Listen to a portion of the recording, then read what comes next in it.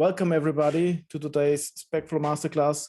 This is lesson 1, practicing Bdd with SpecFlow. I'm your host, Andreas Willich, and the community manager of SpecFlow. And we have, for all the 4 sessions, Gaspar Nagy with us, and I see there a typo, sorry. He's trainer, author, and a founding member of SpecFlow, and he will guide us to today's evening.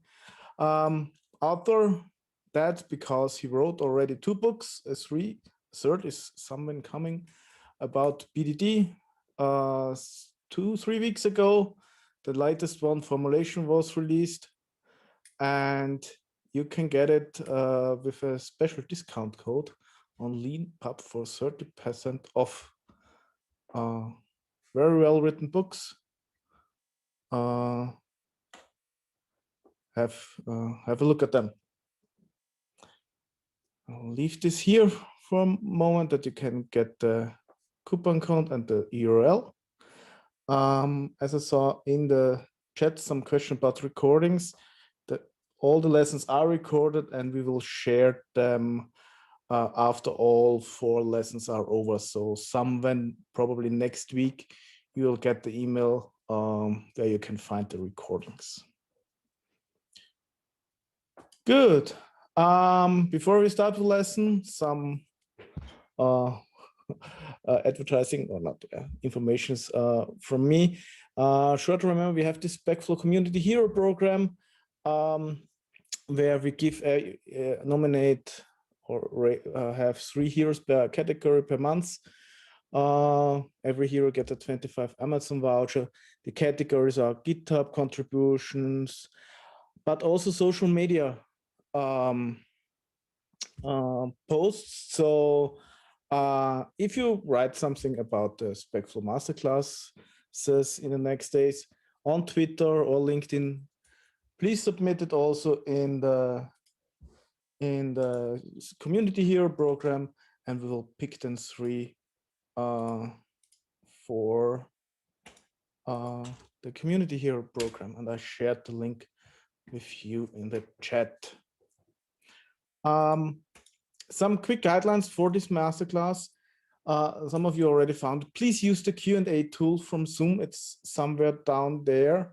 There you can post new questions. You can also upvote these questions.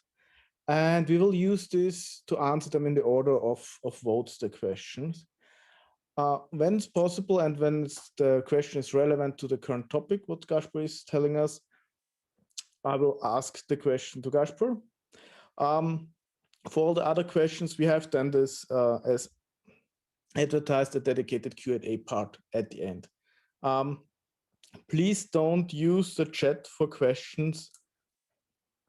There are too many people that I can monitor this, and we will lose questions. That don't be done. So please use the dedicated Q&A tool. And there will be 2 polls during the lesson 1 after this slide, and the second during one. At the end of the masterclass, there will be a short survey. Would be cool if you could fill that out. Okay, some people are still waiting for the link to join. They should get the mails by Zoom when they registered for the webinar, and they're perhaps in their spam box. So if you can let your colleagues know. If I could, I would send them the links, but these are personalized and I don't have them. That's the problem. Good, but now let's go to the first poll, which pops up now on your screen. 3 short questions we would like to know is how long you are using SpecFlow, different stages, what you are trying to automate with SpecFlow, and also what kind of problems do you solve with SpecFlow?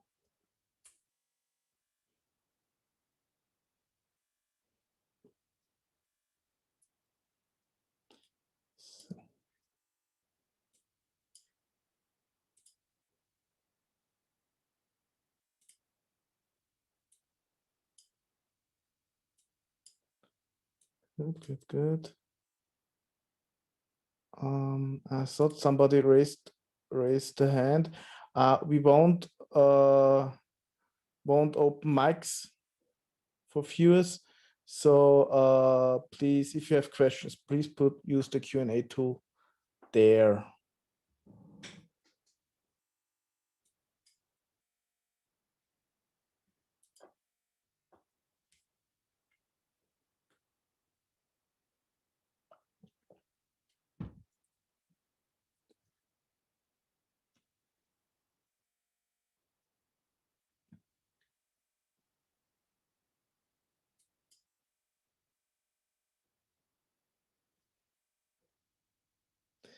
Good. We are quite diverse, Gasper, today. So from experience level, from beginner to long-time user, also on applications, what they are trying to test, and also with the problems. So with the problem solving, the highest one is creation of readable automated tests by far, and then the other three Are you sharing the poll results, or you didn't want to? I can share them. There's still coming some results in, but 2 minutes, that's long enough. So, and polling, I quickly share the results with everybody. So it's quite diverse.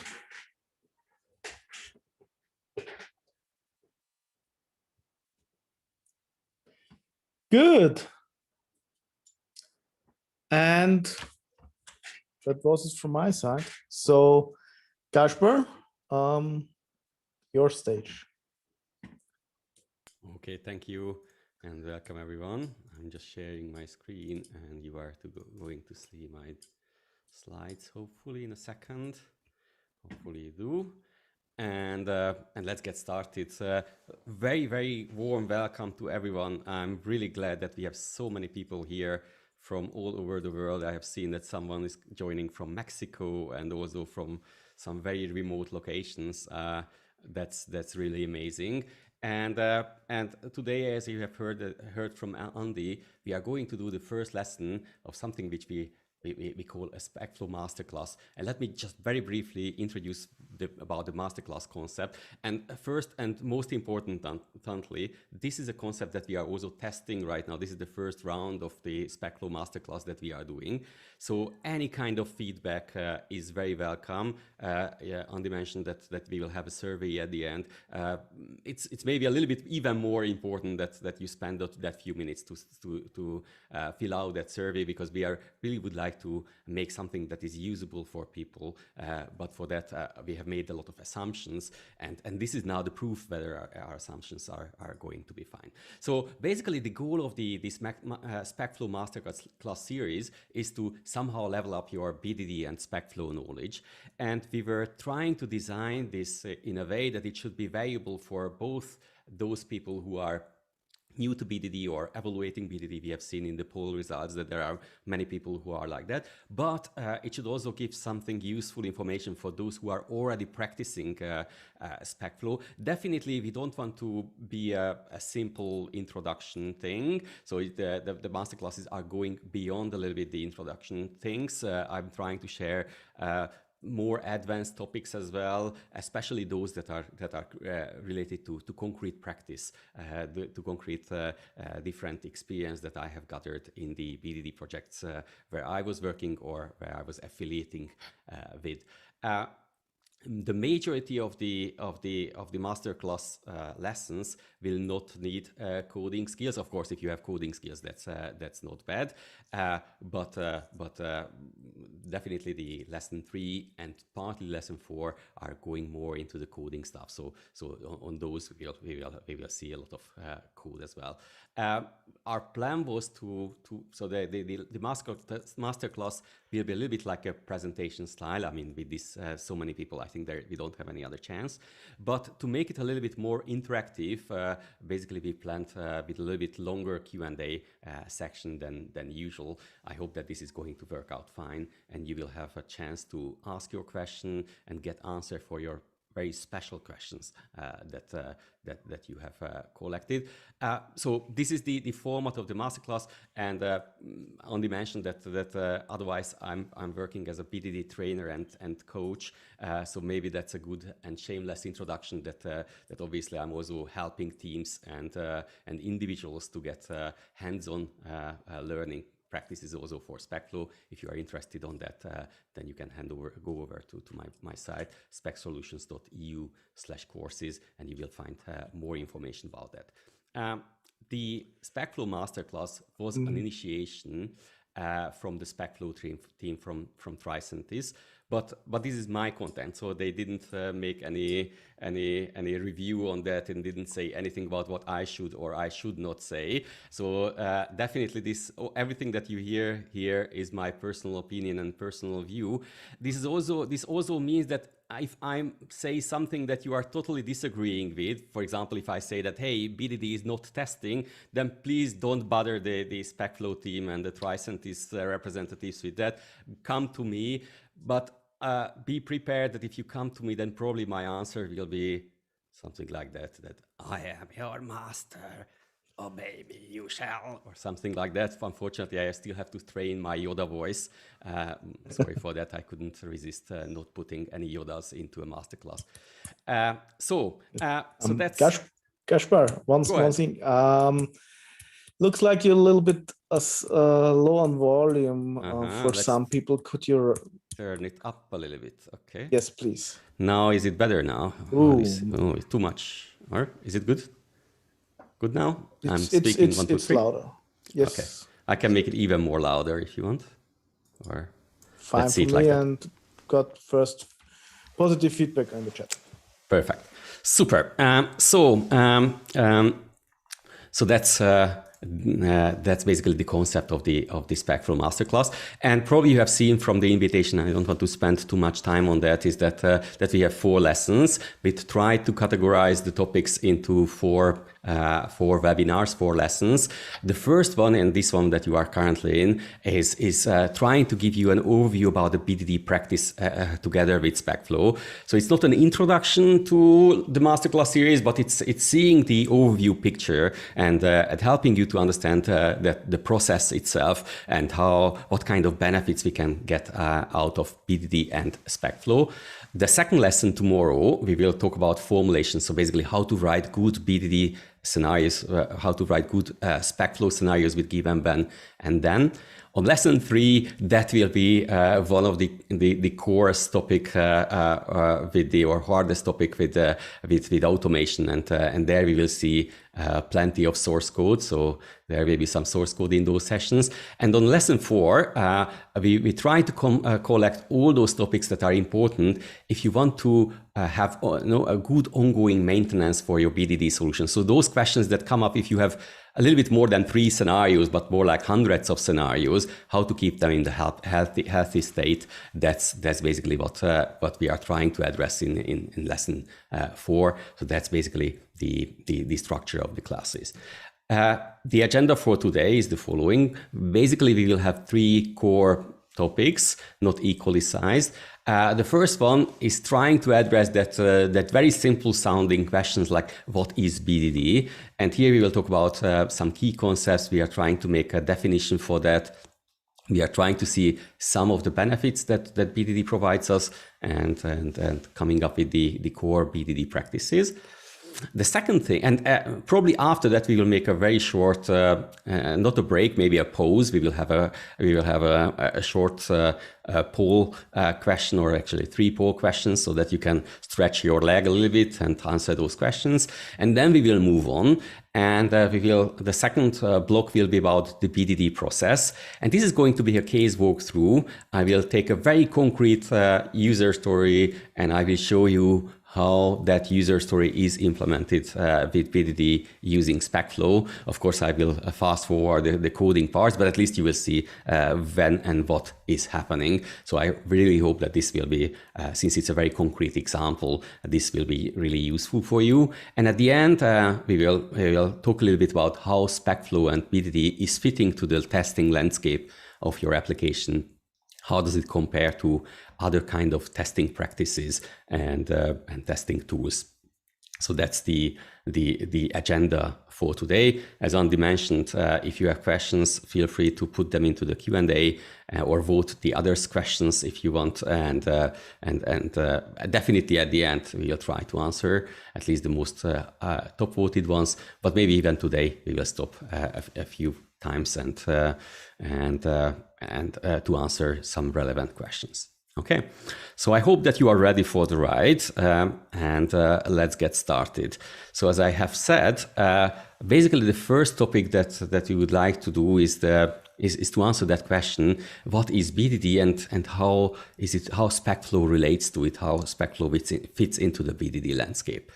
And based on the initial survey we have seen, and I think this is also something that we have guessed, that many of you have probably already seen a little bit of BDD. So probably you have already seen a couple of BDD scenarios. So you know that they are composed with the given, when, and then keywords. And you see one example of that on the screen. And how I would like to start addressing the BDD, what is BDD question, is basically with a statement. And this is a statement that wasn't really coming from me. This was the book title of the first book of Gojko Ajic. It was, the title of the book was Bridging the Communication Gap. That's still a very good book. So if you have a chance to that, then it makes sense to go through that. It just discusses many interesting things. And this is basically the image, the picture where I would like to start our journey. So let's imagine that, or let's see the BDD scenarios as something like a bridge between the requirements and the solutions. I'm a pretty visual person, so if I would need to explain you how the scenarios work like a bridge, then let's have a bridge. So that's what you see on the slides.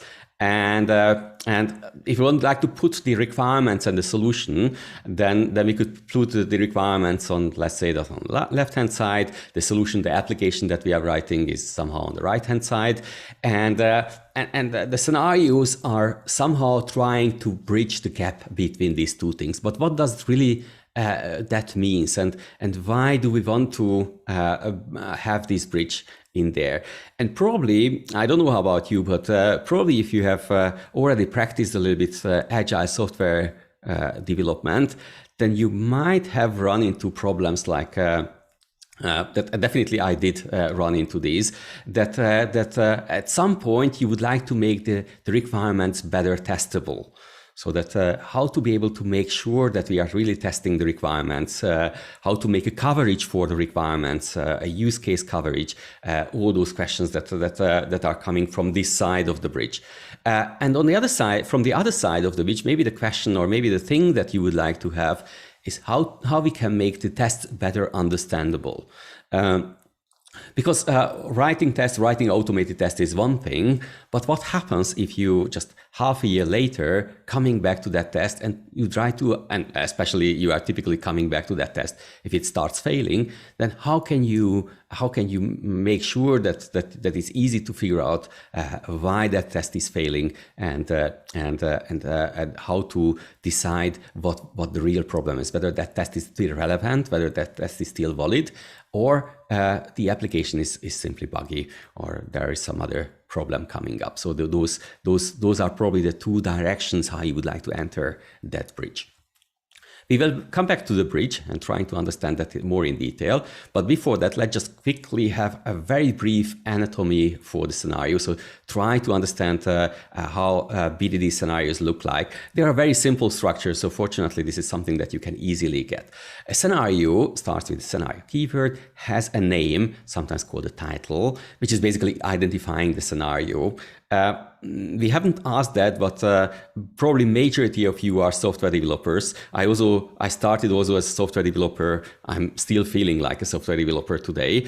And if you are a software developer, then you know that the hardest thing in software development is trying to give some names for the things. So if you were suffering about that as well, then you know how hard it is. actually giving a good name for the scenario is just as hard. And but fortunately, some people have figured out that there is a small trick that you can also apply. And this small trick is actually coming from the Friends sitcom. If you know the Friends, I mean, everyone knows the Friends, obviously, and you know how the different episode titles look like, then you know that usually they are starting with the phrase the one where Joey is doing something with Rachel, the one where blah blah blah. So they are always starting with the one where. And someone figured out that if you are trying to imagine the story that this scenario is telling us and trying to explain that in a one where style of sentence, then if you just remove the one where, that makes a good title. So the one where the user votes up a question, that's a good, that would be probably a good Friends sitcom episode title, but this makes us a good scenario title, like the user votes up the question. Besides the name, we have different steps. We have given steps that are describing the context of what has happened before. We have when steps, which are basically showing the action that is initiating the behavior that we would like to describe. And we have the then step, which is maybe the most important. This is describing what we wanted to have, what is the expected outcome of the system. And sometimes this is just enough. Sometimes we need additional steps, starting with the end keyword. Basically, end keyword is a simple continuation of the previous step. In the most of the cases, we have end keywords, or we have end steps after the given. Sometimes it happens with the other steps as well, but mostly in the given, and basically that's a conjunction, a continuation of the previous step. So as you see, the syntax of a scenario, which is called the Gherkin syntax, is very simple. It is you're just using a few keywords to be able to express what we want in a little bit of formal way.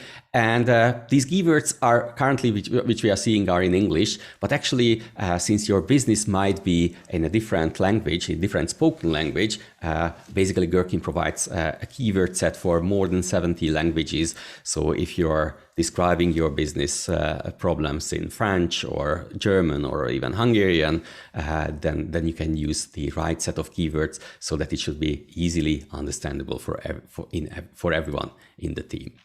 So this is a scenario, and now as we have learned a little bit about the scenario, we can look at what SpecFlow does with these scenarios. Actually, SpecFlow is a Bdd.NET framework, or a Bdd framework for .NET, and it's the most commonly used .NET framework. It's an official version of the Cucumber. Cucumber is the first, or the Bdd framework that started the new wave of Bdd, and currently Cucumber is providing direct support for Java, JavaScript, and Ruby. And of course, there are Cucumber family tools exist for many other platforms. For .NET, SpecFlow is the one. On the other hand, SpecFlow is implementing, and it works very, very similarly to Cucumber. So if you have ever used Cucumber, it will be easy for you to use SpecFlow as well. But this is not a direct port. Whenever we did SpecFlow in the beginning, we wanted to make SpecFlow in a way that it better fits to the .NET ecosystem, to those kind of habits and practices and tools that .NET developers and .NET people use. So that's how we can say about that. To be very simply saying what SpecFlow does, then we could say that SpecFlow is executing your scenarios using the automation code that you provide. Unfortunately, SpecFlow doesn't know about how to vote up a question. That's your domain, that's your problem. You have to tell SpecFlow how to automate that. But if you tell SpecFlow how to automate that, then SpecFlow will be able to run that. And actually, this, even though that we say usually that SpecFlow runs your scenarios or executes your scenarios, but actually SpecFlow doesn't do this alone. SpecFlow is asking help from a test execution framework to do that, and it supports the standard test execution frameworks like MSTest, NUnit, XUnit. There is even a built-in or a custom test execution framework for SpecFlow. But basically, with a combination of this, it is able to execute these things. We will talk more about that on day 3 or lesson 3. And what is also very important that whenever you want to provide the automation code, so somehow you have to tell SpecFlow how the things has to be automated. You don't have to provide this for the entire scenario, but you have to provide this for the individual steps. So basically you have to tell SpecFlow how to automate that step that I vote up a question. And if you tell that, then basically this step can be used in many other scenarios as well. So basically you can have some reusability of this existing automation building blocks that you are providing. So reusability is a very important aspect of that. A little bit about the statistics. Basically SpecFlow exists since 2009, quite long time ago. Last time I checked, there was exactly 100 contributors, but maybe you will be the 101 contributors. So please welcome to join the open source project.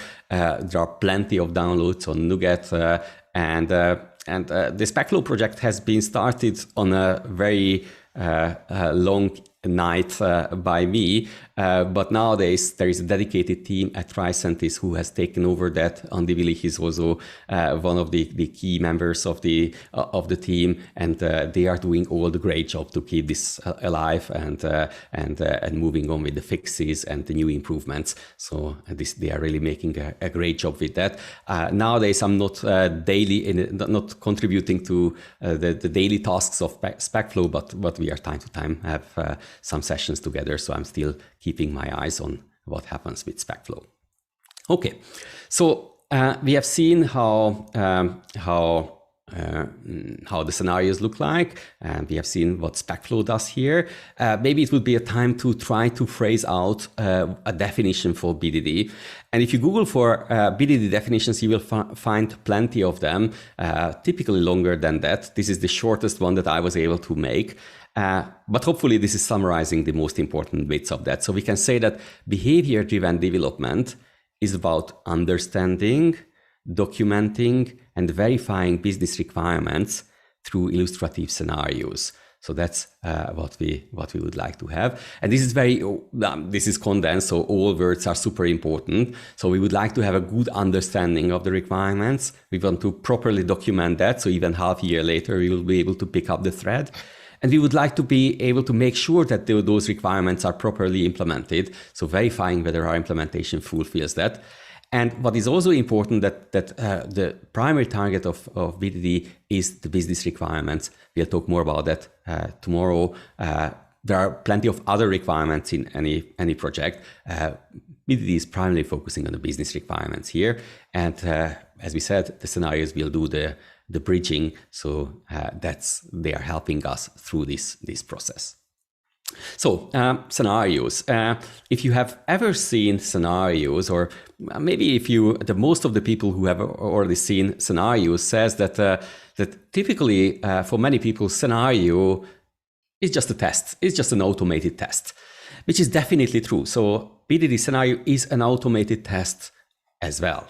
And that's a very important element of that. However, it's very important to understand that the scenario is not only an automated test, because without having to understand that, it's very hard to judge how to make a good scenario and how to make a good automation for a particular scenario. So scenario is an automated test, but it also helps us to have a better understanding of the requirements. You remember from the definition. So we could say that the scenario is also illustrating the requirements, so providing a good illustration for what we would need to build.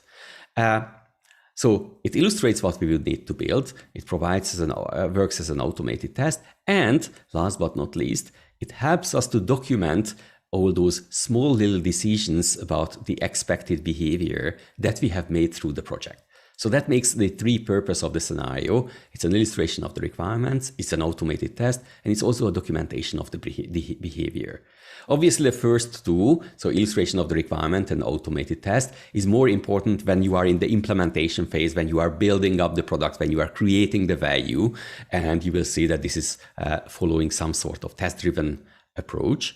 And the other two, or the automated test and the documenting the behavior, is more important in the maintenance phase, where we want to keep these things as regression tests, and we'd like to come back to that and make sure that these are still describing the the results as you originally planned to. So that's those two is a little bit more important in the second phase of any implementation. So basically, these are the three purposes of the scenarios, and it's very important to highlight that all three purposes is important. So Bdd is not testing; it's not only testing. It is a great testing tool as well, but only makes sense to see that in the context of the other two purposes as well. Otherwise, you will not be able to make a good scenario.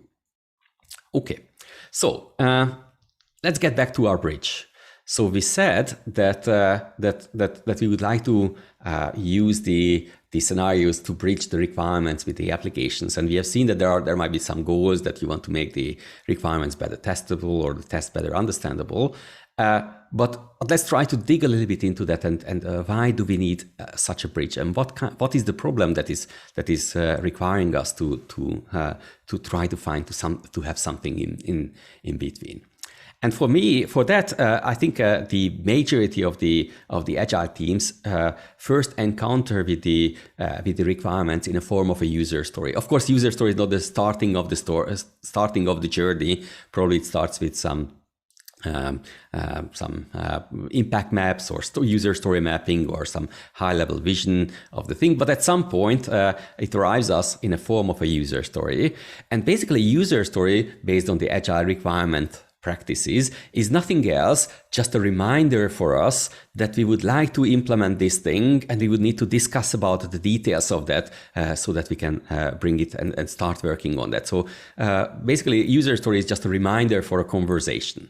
So if it's just a reminder for a conversation, but if you would like to start working on that and implement that in a concrete sprint, and at some point we are starting the user story, and at some point we are just saying that the user story is done, then we would need to fix some of their details, because a reminder cannot be. So how can you say that when a reminder is done? So that wouldn't make sense. And for that, what we are doing, and this is not yet Bdd or not fully Bdd yet, is that we are trying to fix the scope of the user story during the discussions or the preparation of the user story. We are trying to find those criteria or those conditions that has to be satisfied in order to say that the user story is done. Okay, so we need this criteria of done, criteria of acceptance. So you know now that this is the thing that in agile requirement analysis is called acceptance criteria. In Bdd, we usually don't use this term simply because the acceptance criteria as a terminology has been a little bit eroded, and many teams have a totally different view on what is an acceptance criteria. So just for the sake of simplicity, we will just use another key word for that. We are just calling this simply rules. But actually, essentially, it's the same thing. So basically, we would like to define the rules, which are basically setting the scope of the user story. If you have defined the rules or defined the scope of the user story, now you know what to do.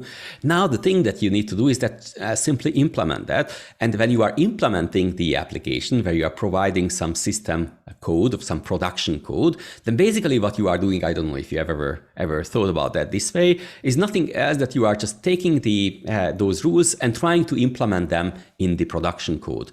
So if the rule was about a condition that users cannot vote for their own question, then we will have some condition also in the production code, which is checking if you are trying to vote for your own question, and if you try, then it should show some error. So basically what we are doing when we are implementing the system, the production code, we are implementing those rules, those expectations. So that's good. So we were jumping out from the left side of the bridge to the right side of the bridge. But I think the interesting question, and this is what we are trying to solve, is that, okay, that's nice. So we have written some code, but does it really implement the requirement that we have written? And I think that's one of the key questions of software development and software testing, that whether what we did is really implementing the expectation. Of course, we can make tests, and we are doing codified tests. Codified tests are containing testing code, so they're deciding what to test, and also the automation code. They are automating your system. But unfortunately, since these coded tests are in source code, they are in the solution side, even though that they can perfectly verify whether the system works as the coded test dictates or the coded text expected to do. Unfortunately, it doesn't verify whether the system works really as the rules said. So that's a local verification. It unfortunately doesn't cross over the bridge. So to be able to fix that, and this is still not very new, people realize that there are some tests which are more important than the others, because there are some tests which we are using and we are discussing with the business that we agree that if that how we are going to test those rules, how we are going to test those acceptance criteria. And it's very important that we are discussing these things together with the business, because obviously the business has to say that this way of verifying that you have implemented it properly is the good way of verifying, or they are not agreeing with that. Okay, there is even a name for this. It's usually called like an acceptance test. Acceptance test is again like a word that has been used for in many different ways. In Bdd, we usually don't use this word because it's confusing, and we are just calling these things examples. But essentially, these two things are the same. So what we are doing, we are discussing some examples of how the system should behave. And through these examples, we are making an agreement with the product owner that, hey, this is the way how we are going to test those acceptance criteria. This is the way how we are going to test those rules. If these tests are passing, then we have probably the system is implemented at least most probably according to what the rules are dictating. So that's something that the agile requirement analysis or practices have invented, acceptance tests, but simply we can just call them examples. And the funny thing is that examples are nothing new. They were not introduced by agile software development. So examples are the standard way how humans are learning. So typically humans are not good in learning complex rules, and we are using examples to learn. We are using examples to learn when we are in our childhood, but also as adults. This is what we are using. So it's a very natural way of getting an understanding of the rule. So basically, the feedback that these examples are giving us, that they are explaining the rule, they are making it clear whether we have understood the rules properly. Okay.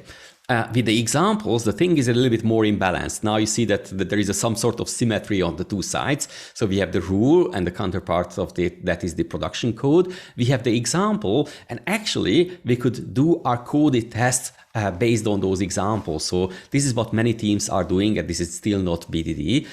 Whenever they agreed on the acceptance test, they are somehow automating them, turning into some codified system, and that way we have a little bit better chance of seeing whether that those tests are relevant or not, and whether those tests are really verifying the business rule or not. But unfortunately, this is a one-time journey. So once you have coded the example down to, for example, C#, the other way back is still very hard. So if you are coming back to that coded test half a year later, then it will be very hard to understand that okay, what example was it representing, and how does it contribute to the understanding of the rule.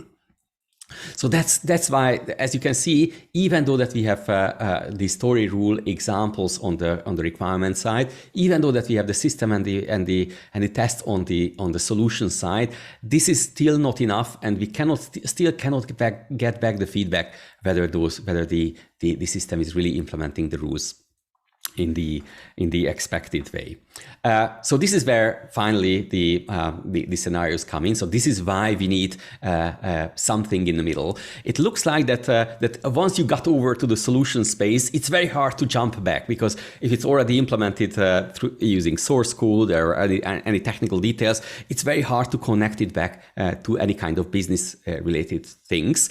And to be able to really make this bridge, we need something which is in the middle. And basically, this is what scenarios are representing. So they are not only on the business side, they are not only on the solution side, they are in the middle. They are understood by the business.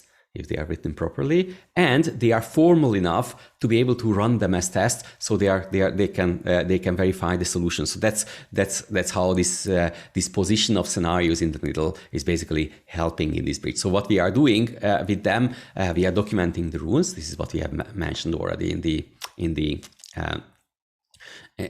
definition. And actually, the things that we have written so far as coded test, and I was writing there that the coded tests were containing some test logic, so what to do, and some automation logic, how to do. And basically, with the introduction of the scenario, we can separate these two.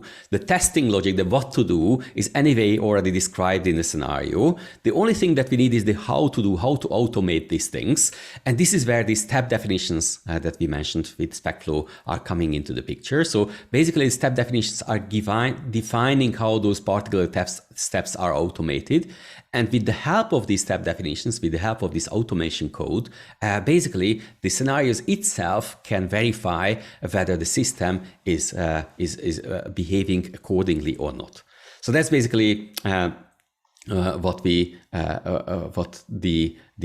full picture is somehow showing, so that we can see that the scenarios are documenting the rules and they are verifying the system somehow like that. We will talk about that more in detail when we are talking about the process.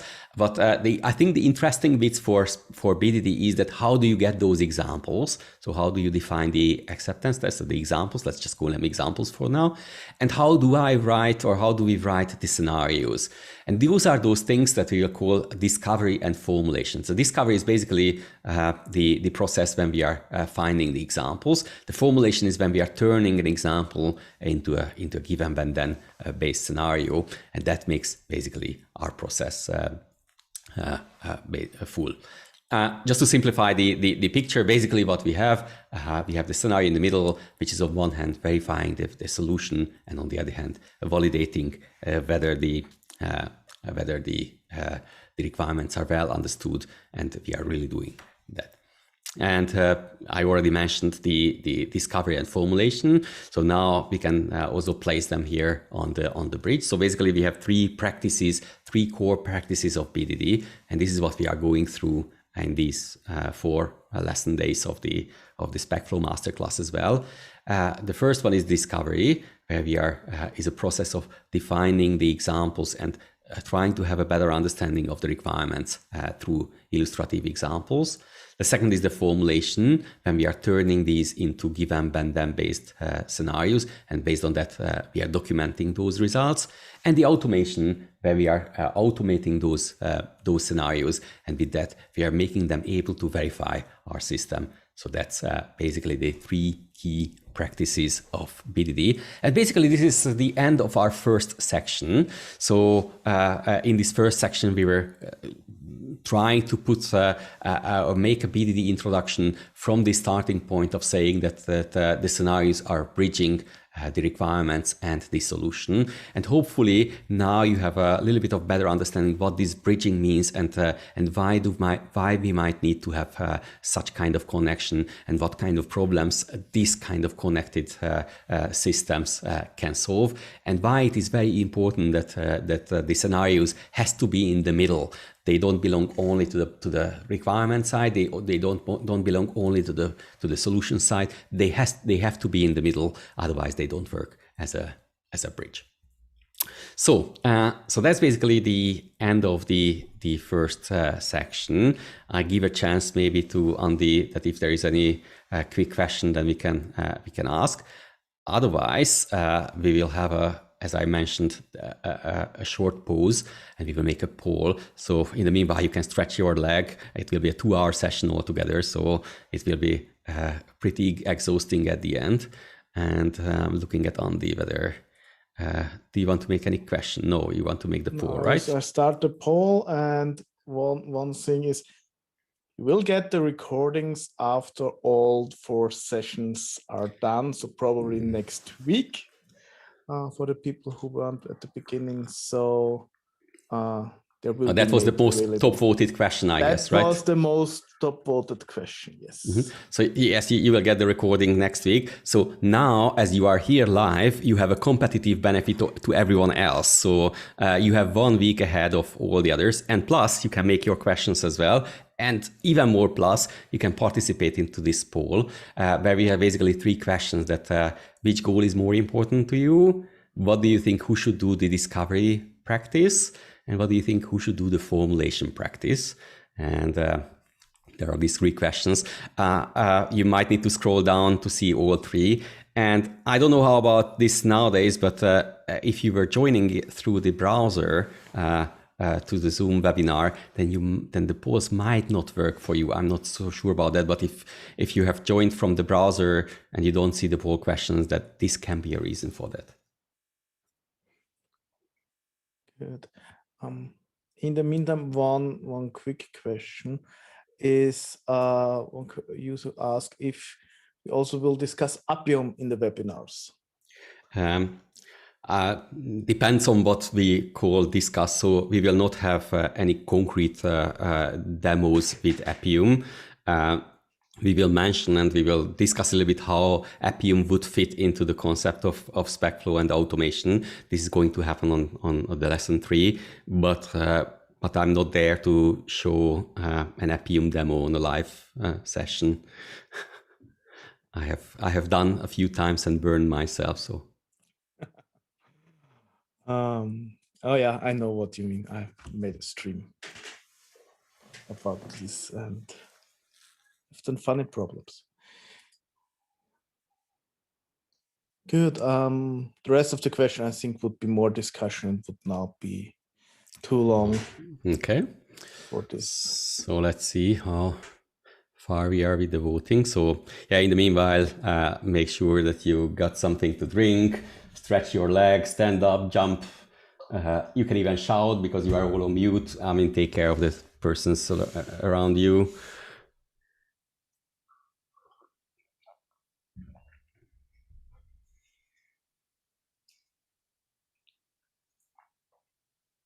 Somebody mentioned that it's super hot in London.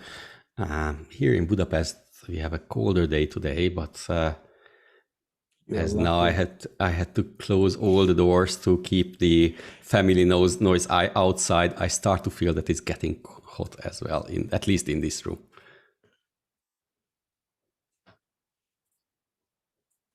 Good. Number of votes stopped rising, so I end the polling now. And I share the results with you.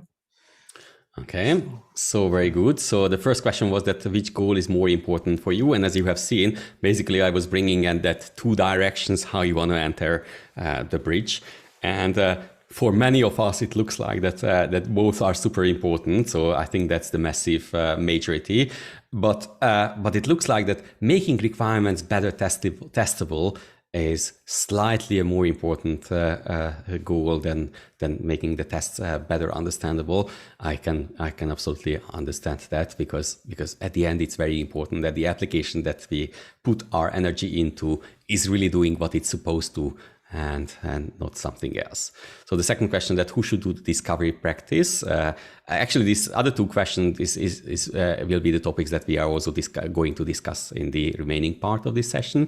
So it's all good that you started to think about that. So most of the people were saying that the entire team should do the discovery practice, and also many people said that sometimes key representatives of each role are already good. Unfortunately, not so many people were voting for that testers and developers should do alone. Sometimes they do, but that's definitely not so efficient. And the third question was that who should do the formulation practice?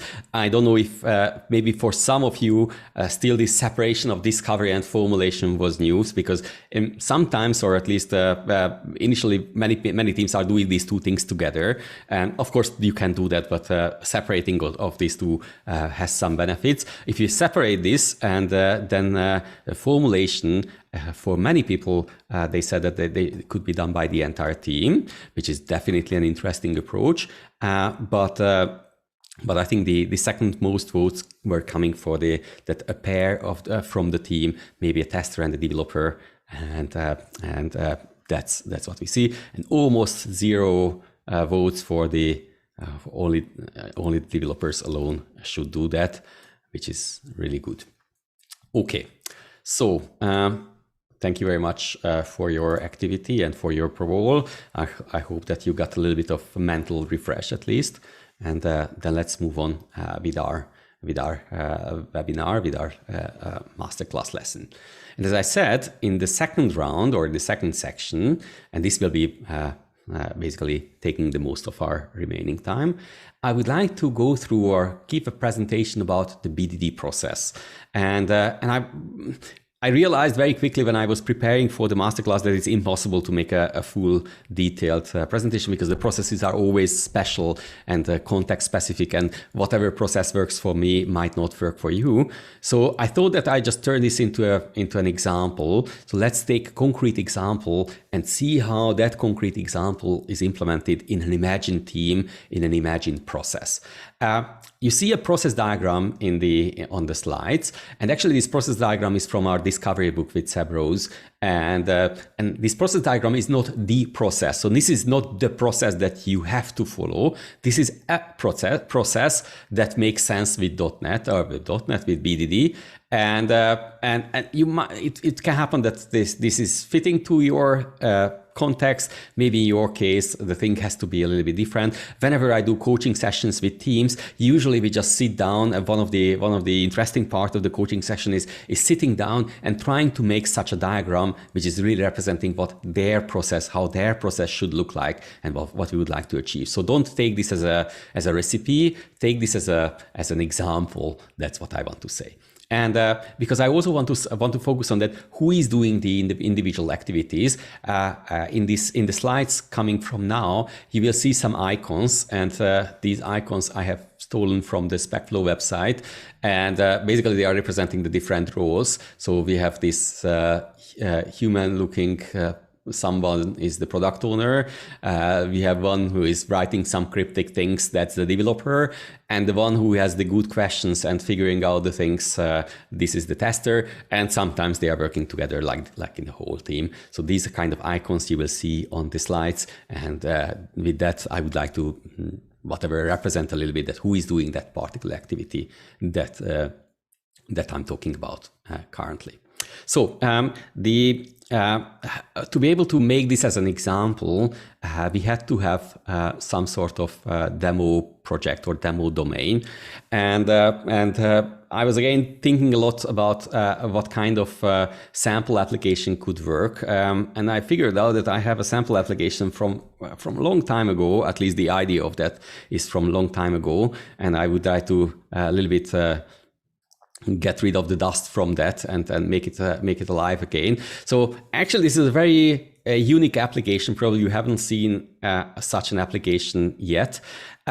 This application is very useful if there is a community and those community would like to discuss things with each other. And sometimes this discussion is done through questions and answers. And what I invented is that maybe we could make a question and answer kind of site where people can ask questions and provide answers, and maybe they can vote for each other's questions and answers, and based on that, basically we could see that which answer is best fitting to the application. And after a lot of thinking, I was thought that maybe we should be calling it Spec Overflow because it's a SpecFlow masterclass. When I was showing it to a couple of friends, they said that it reminds them to something that they must have seen earlier. This is just coincidence. So that's definitely a unique piece of code. And the good thing on that is not that it works and you can and we can use it in our demonstration. But the other good thing is that this is also on GitHub and open source. So you will get the link with the website, or maybe Andy will paste in the link into the chat window. So this is an application that is on GitHub. You can play with it. You can try out with your SpecFlow ideas, different automation things. If someone wants to port this to a mobile app and test it with Appium or something like that, that also would be great, just like with many other open source projects. Technically, this is an ASP.NET MVC site, not so important, not so interesting. But what is interesting is that it just to be able to simulate a more real looking thing, basically it just has a separated backend, which is communicating with the REST API with the front end. And on the front end, I decided not to use any fancy front end UI frameworks because I didn't want it to get lost on those details. So it's using a very basic jQuery on the front end, but you can substitute it with your own favorite front end library. It works. It would probably essentially work in the same way like that. So that's what we need to do about this application. So this application can do already many things. But still it's under heavy improvement, and then we are writing new features for that. And this is what one of the new features that we are writing is going to be my demonstration project. So in this process, actually, we are the first step right now, where someone would need to pick which should be the next user story, next story that we are working with. Typically, this is the product owner, as you can see in the left down corner. That is for based on some context and some other things. They are deciding on what is the next thing to do, or maybe they are just taking the topmost item from the product backlog. So anyhow, they somehow pick a user story. In our case, this user story is going to be a new feature, which we simply call question suggestion. And the user story has been phrased already earlier. You remember user story is a reminder for a discussion. So the user story has been existing for a while. And it was phrased in like that. In order to avoid posting duplicated questions, as a user, I want to get suggestions about similar questions I'm about to ask. So basically, the background for this user story, that in our system it looked like that there are plenty of question duplicates, and to be able to reduce the number of duplicates, basically we wanted to make an option where users can they can be announced, or they can be reminded earlier before actually asking the question that there is a similar question. And what we also have seen, that this is a great topic, and probably we will do a lot of details with that. But for now, we just want to make some initial version of that. So we want to make some simple version of these question suggestions. We want to make a good field testing. We want to see how our users like it, and based on that, we want to refine. So we don't want to make too many assumptions about how this should be useful. We just want to make a small chunk of that and trying to get feedback from the users. And for that, we agreed on a high-level concept how we are going to do, or what we are going to do here. We simply would like to identify the related questions based on the same words that are used in both. So if the same word is so the same word that you have typed in is existing in another question, then probably this is something that we want to show to the end user. So that's basically the user story that we are going to work with. The next thing, so once the user story has been selected, the next thing is that we would like to have a better understanding of that user story through the discovery sessions, through some requirement workshop. How this workshop is called is dependent on how you are calling it, the different teams. There are so many names out there. Some people call it user story refinement meeting. Sometimes some people calling it backlog grooming meeting. Some people calling it story time. Some people calling it sprint planning preparation meeting. There are plenty of names of that, but actually they are all the same. This is the meeting where we would need to make a better understanding of what is this user story about, and agree on those criteria, agree on those rules that needs to be fulfilled to be able to have that accepted. So that's what we would like to do. That's what the team does as a second step of that. To be able to do this second step, and actually you will see that here the entire team is probably can contribute here. But to be able to do the second step, so to be able to have a requirement workshop, there is some sort of preparation needed. And this preparation is needed by the product owner you see on the left down corner. So we said that we would like to agree on the rules of the user story, and we want to have a better explanation of those user stories, so better understanding of those users or of those rules with examples. But for that, it would be good to have some initial set of rules. Basically, the rules are telling us what to do, and obviously from this perspective, this is coming from the business. So the business have to tell primarily what they have imagined in terms of rules. How the rules are set is has very different sources. Obviously, the product owner, together with the other stakeholders, have some vision, have some goals that, okay, this is the feature that they would like to implement. But maybe they also have some other background and some context. In our case, we, for example, said that, yes, we would like to have a great suggestion system, but right now we want to have a simple solution first, because this is how we would like to test it with the real users. So what kind of rules you are coming up with is not is based on all these things. What your goals are, what is your background, what are the other context statements. Basically, these rules could be seen because we said that actually the product owner is coming in with the requirements, and we as a team at some point we would like to say that the user story is done. And we would like to set the scope with these rules of the user story. So with other words, we could say that the rules can be seen as some sort of contract between the product owner and the team. So we are agreeing that if these rules are fulfilled, then we can say that this user story is done. If these rules are not fulfilled, then the user story is not done. That's the kind of contract. And the contract is always coming from both sides. So we have to have an agreement on what we what kind of requirements we want to achieve. And the team also have to say that what kind of rules, what is the scope that they can commit to, and they can approve, accept to be implemented or something like that. So it's always a connection point. Okay, so when we are preparing these requirement workshops that we will see, basically the product owner is preparing with these rules, and that's anyway in the normal process. The only thing that is probably important to say here, that during this preparation, which the product owner is doing alone, of course it's good if the product owner is preparing with the rules that they have in their mind. But obviously they should be prepared for changes, because there will be some discussion. Maybe we will discover some new things. Maybe we'll discover that the rules in that way are not making much sense. So there might be some changes, but at least having a good starting point for that is anyway useful.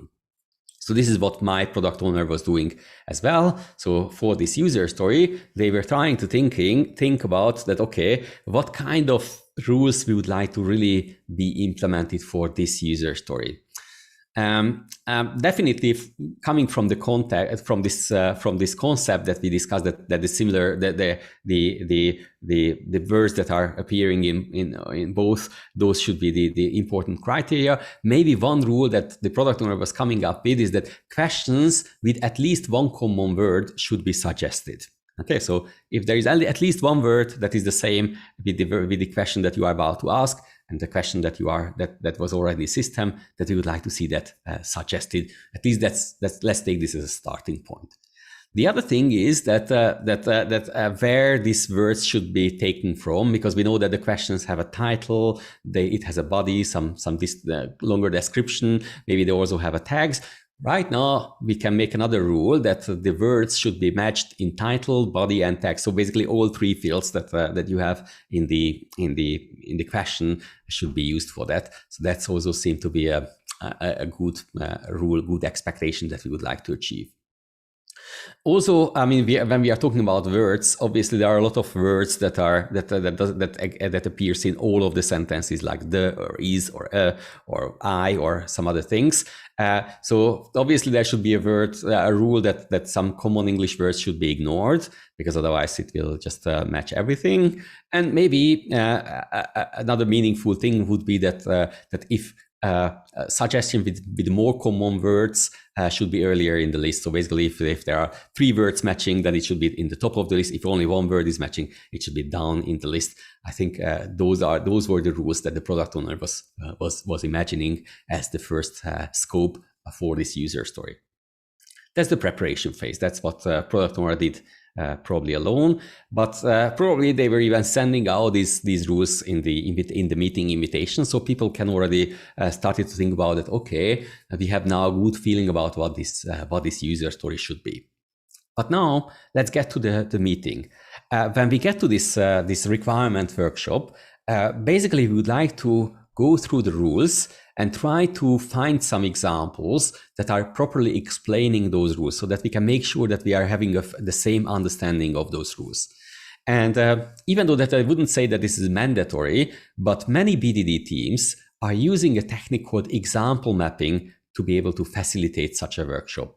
If you have heard about example mapping, then that's great. If you haven't heard, basically example mapping is a very simple workshop facilitation technique that helps you to come up with the rules, or rather discuss the rules and come up with examples for that. Example mapping itself was described by Matt Wynn. He has a great introduction blog post, which is still very relevant. So you can go ahead and check that out, even though that it's from 2015. And if you have the Discover book, we also talk a lot more about that. Just to give you an impression, so example map, we will definitely not see all the details of example mapping, but example mapping got the name from the result. The result is an example map, and you see an example of an example map here. Basically, in an example map, we are trying to list all the rules that we would like to address, and we are trying to come up with one or more examples that illustrating those particular rules. And to be able to describe those, we are using some colored cards or virtual cards. We use the yellow card for the story, the blue card for the rules, and the green cards for the examples. Obviously, you can use any other colors as well, but you will just confuse people. So if you can, then makes sense to use these colors. And basically what you see here is that each example which is illustrating a particular rule is basically placed below the rule. So altogether it makes a two-dimensional map, which is basically giving you a good overview of what kind of rules do we need to implement, and what kind of examples are illustrating that kind of rules. Since this is a requirement discussion and there will be always some surprising or new things that we cannot really answer. Obviously, if it can happen that there is a question popping up that we cannot answer, then we can just keep that on a red card. Nothing really interesting. So that's basically the example map as a result.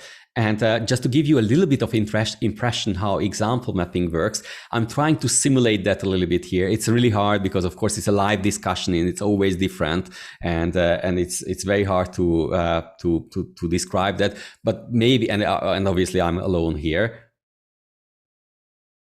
But maybe this helps a little bit to you to have a little bit of impression. So we are all at me and my team we are all at this example mapping session. And we have listed those 4 rules that the product owner was suggested to bring in. And basically the entire team is here, and we go straight into the things. In many meetings, we are spending awful lot of time on having some general discussions that doesn't have any real outcome. Example mapping helps you to get straight to the point. So I also don't want to, or my team also don't want to make a lot of discussion about the general requirement. Let's go straight to the rules, and let's see what comes out of that. Let's start with the first. Questions with at least one common word should be suggested.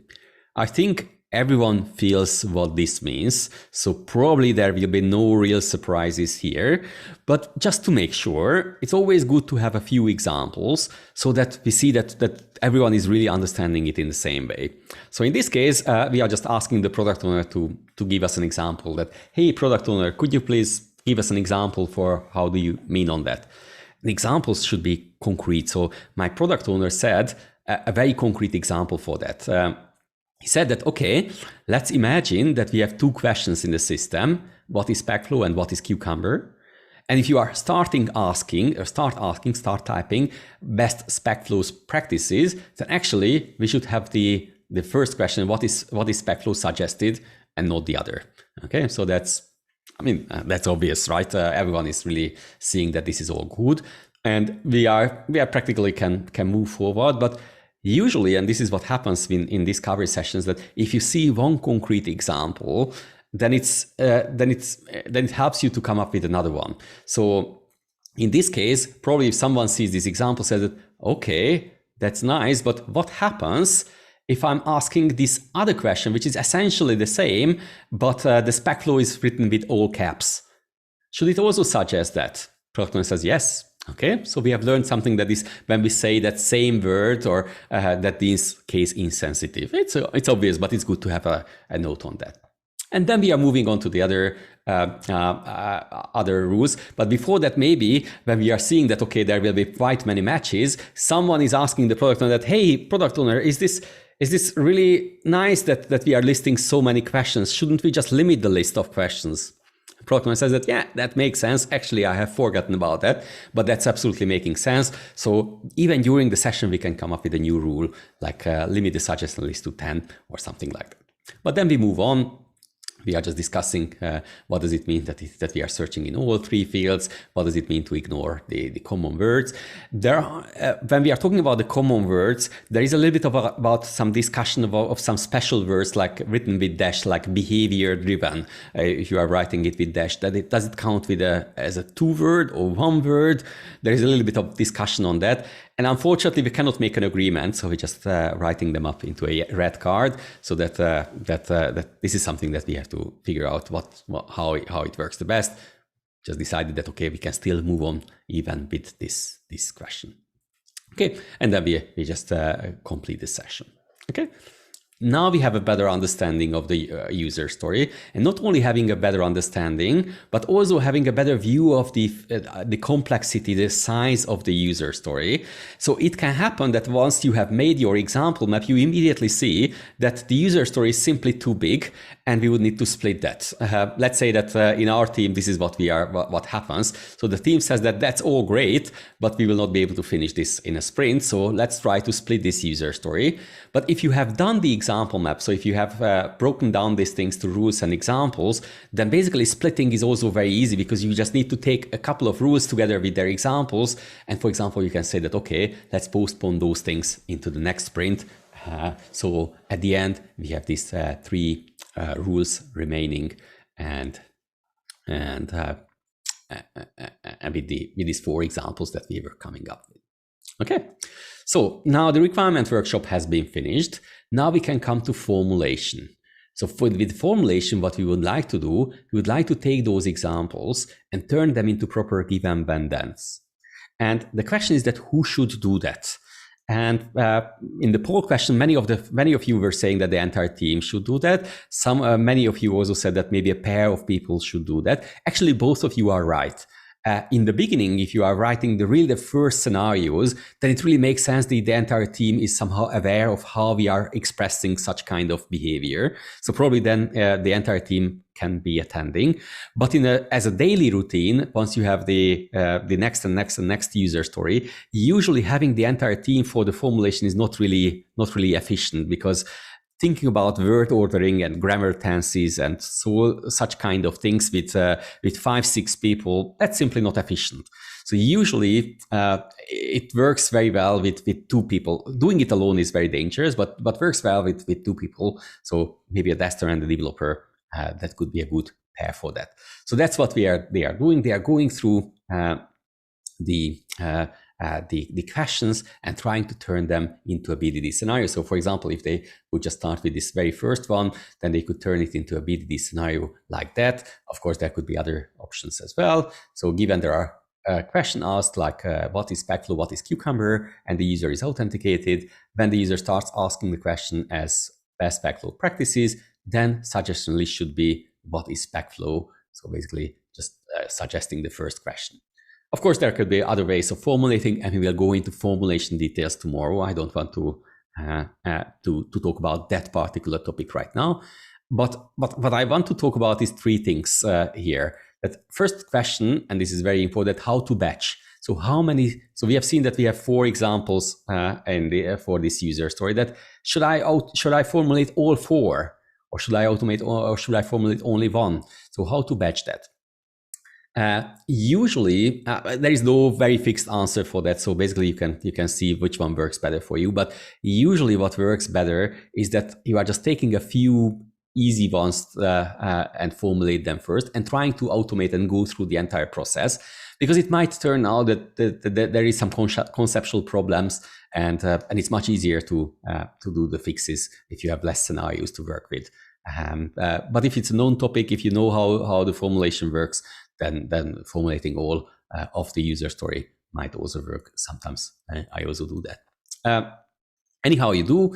In our case, what has happened when we were looking into my team was looking into these examples, it turned out that the first two examples looking very, very similar to each other. Actually, they are even so similar that many people would say that they could be turned into a scenario outline. Definitely, this is what we will do, but my team decides not to do that yet. We'd like to learn first more about the problem and about the domain, and then if it works, then we can just turn it into a scenario outline. But anyway, so we have the first two examples formulated, and this is what will be our starting point. The second thing is that that is very important, that the formulation, or the thing that we are doing here, is representing the single source of truth. So the scenarios that we formulate, we put into feature files, and these feature files are source controlled. And because they are source controlled, basically they are providing a nice traceable versioning of the specification changes.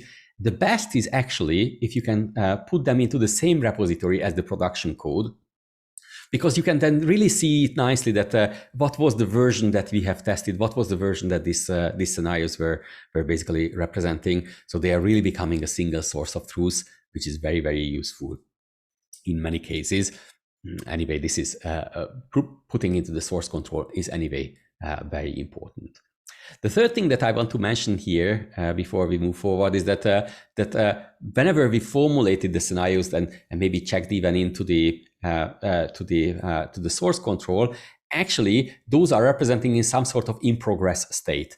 So the scenarios are formulated, but we haven't done anything yet. So obviously these scenarios are failing, but these failures are absolutely okay. So because we haven't even made them passing yet, so that's absolutely fine. But if we would just check them in and run the CI build without any additional notation, then the CI build would start failing, and it would be a little confusing that it looks like that there is some problem with our system, even though that there is no problem yet. We just formulated a couple of new scenarios. Many teams, especially if you are not doing this in a separate branch or pull request, they are just annotating those scenarios that are formulated but not yet automated and implemented with some special tag. In my case, I was just putting the formulated tag on that, and those scenarios that are marked with formulated are excluded in my CI build, and therefore it doesn't cause any problem. So that's a good thing to mention here. The other thing which is important to mention, that we said that SpecFlow is automating the scenario or executing the scenario with the automation thing that you are providing to it. Obviously, there is no automation bit provided yet because we just formulated the scenario. So what you can see also from the Visual Studio screenshot, that they are typically displayed with a different color. So this means that these are undefined steps that don't have any automation definition yet. So at this stage, this scenario is not even failing. This is in a third state. It's an undefined state, and this is the result of basically of this formulation step. We can in this diagram we also have a review stage. If two person was doing the formulation, then some teams find it useful to send it out to everyone, maybe just in a pull request or in a chat, that okay, we have formulated these scenarios, please have a look. Or maybe you can even make a meeting for that. If you feel that you would like to get feedback about that, or if you want to make sure that everyone is really understanding not the requirements, because everyone was there in the requirement workshop, but also on that how we automated those, or how we formulated those scenarios, then this review can be useful. You will see whether this makes sense for you. And that brings us to the automation phase. So, and also this is the point where I will switch over to some sort of demonstration. So if everything is fine, then first of all, you see my Visual Studio, and actually in my Visual Studio you see exactly that stage that you have seen before. So I have my feature file. I have my feature file added to the to the project. And as you can see, there are some steps that are undefined. There are some steps that are already defined because we have other scenarios already. So SpecFlow already knows how to interpret that the user is authenticated, but it doesn't know about anything about the suggestions and anything that comes up just right now. So as you can see, there are a couple of undefined steps.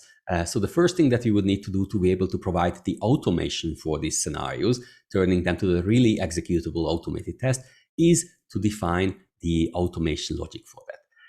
When we say that we want to provide the definition for the automation logic, usually we don't need to do it from scratch. Usually Visual Studio Integration helps us with that. We just helps us to generate a good starting point for that. So basically in this case now there are 2 unique steps in this file that would need to be automated. And the Visual Studio Integration is basically suggesting me to put them into a new class. So I have a good starting point. And I mean, this is not yet the implementation. As you can see, this is the place where I would need to put the implementation logic, but this is a starting point that I could move forward. And first, starting to automate the project. I promise that today I will not going to do any coding stuff. So I will not type in the automation logic. It would be anyway taking too much time. But I will just fast forward quickly. So then magic happens and ta-dam! I said ta-dam, yeah. These 2-step definitions are finally implemented. They are finally implemented in a way that they are providing how we would like to make this one step and how we would like to verify the results. Those details we will come back on lesson 3 when we will learn about the SpecFlow details. But what you can also see that to be able to implement those, we would need to have at least some new infrastructure implemented also in the application. So we didn't have a controller for the question suggestions. So we also made a question suggestion controller. But this is just empty now. So it just returns a list of an empty list. And that's why if I just run the scenarios right now, they are just failing, so they don't represent any. So basically, this is the starting point for doing the implementation work. So basically, we have automated our scenarios. Now they are failing, as you can see, and we can move forward to that. The next step would be the implementation, where we would typically need to have some other support, because an implementation of a user story might be a bigger chunk. So maybe you need to make new classes, new infrastructure for that, and whatsoever. Let's say that in our case, our developers were thinking together and they were realized that to be able to implement this suggestion thingy, they have imagined a new service, a new layer in their application, which is called text analysis service. And they realized that to be able to implement this, they need to have two service methods on that. One is which is just returning all the relevant words from a particular text. And the other is which is providing some similarity index based on the text and the set of words. So those are the two things that we would need to have. So now we identified that this is the thing that we would need to have. To be able to implement that, which is probably a complex logic, probably we would need to have some other help to be able to make sure that we are implementing it in a way how we imagined, how we designed. And to be able to make sure that we are implementing this as we designed, obviously unit test and test-driven development would help for us. So probably what we would do, we would just create a new test class for our unit test. And I have already put all the unit tests for this, but obviously you would just do probably step by step. So you probably would start with the first test, make it fulfill, go to the next one, make it fulfill. So following the test-driven development approach, you would probably go through that. And finally, if all these things are passing, then you would have a proper implementation of this analysis service. And based on that, we could compose some result in this stuff. So if this is happening, let me just again fast forward a little bit. So let's say that we were TDDing a lot and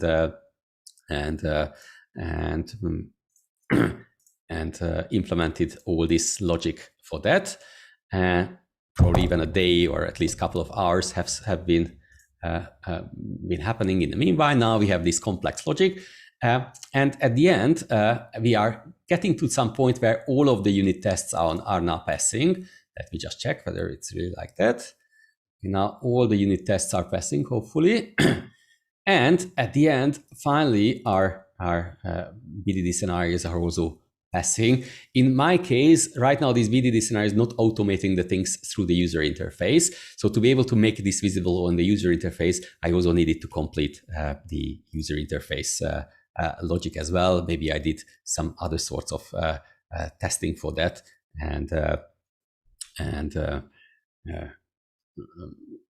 going through that. Okay, so now we are here, and at this point, we don't have a fully implemented user story yet. However, we have something that can be shown to the business. So actually, this application can be already run, and we can see how it works.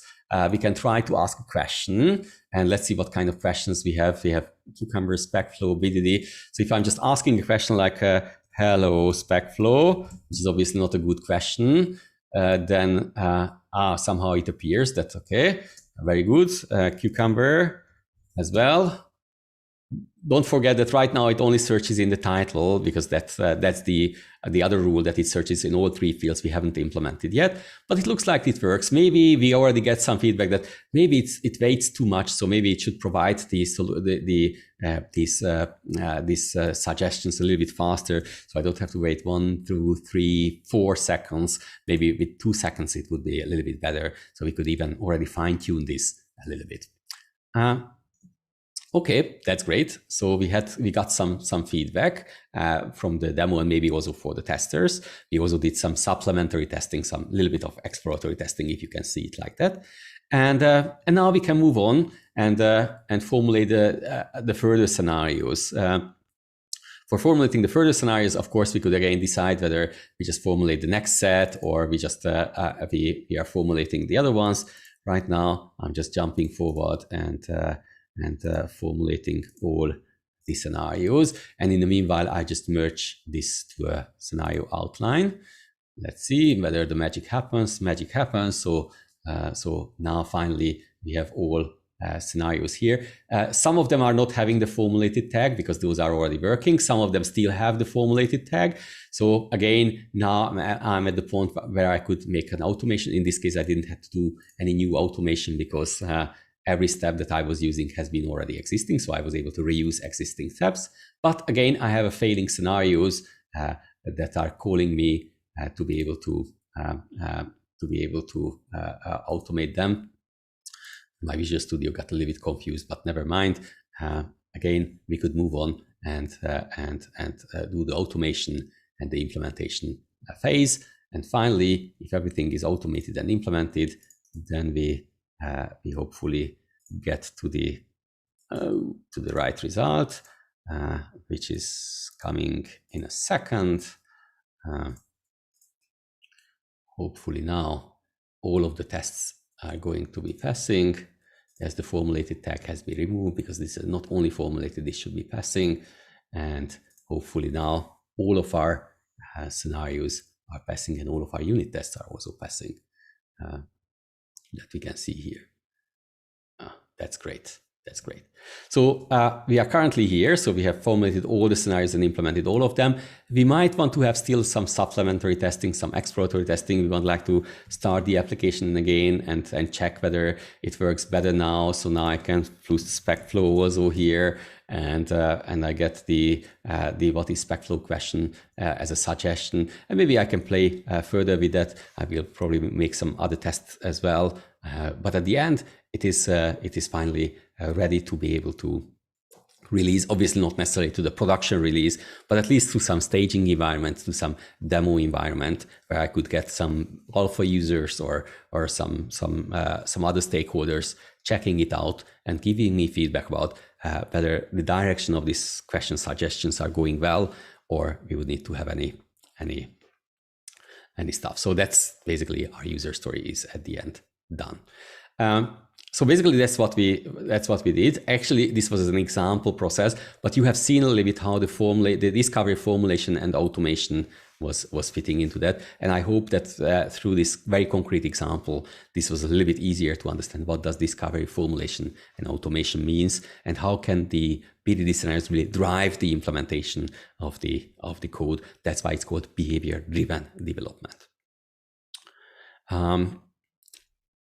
And actually, now we have the last section remaining. I'm just looking at Andy whether he wants to distract me with any questions, or whether I should just go continue.